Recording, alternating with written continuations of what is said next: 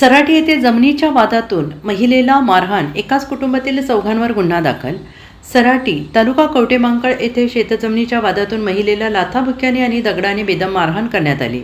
हल्ल्यात सविता ज्ञानेश्वर अभंगराव राहणार सराटी या गंभीर जखमी झाल्या. या प्रकरणी कोंगनोळी तालुका कवटेमहांकाळ येथील एकाच कुटुंबातील चौघांविरोधात कवटेमहांकाळ पोलीस ठाण्यात गुन्हा दाखल करण्यात आलेला आहे.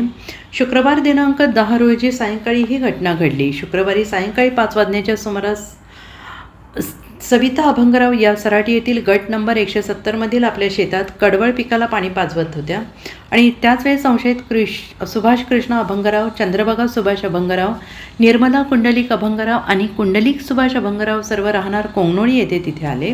मारहाणीत सविता या गंभीर जखमी झाल्या आणि त्यांनी कवटेमहांकाळ पोलीस ठाण्यात धाव घेऊन फिर्याद दिली. पोलिसांनी या घटनेची तात्काळ दखल घेत चौघांविरोधात गुन्हा दाखल केला आहे. पोलीस निरीक्षक प्रवीण कुमार कांबळे या प्रकरणाचा तपास करत आहेत. Bureau report SBN Marathi, Sarati.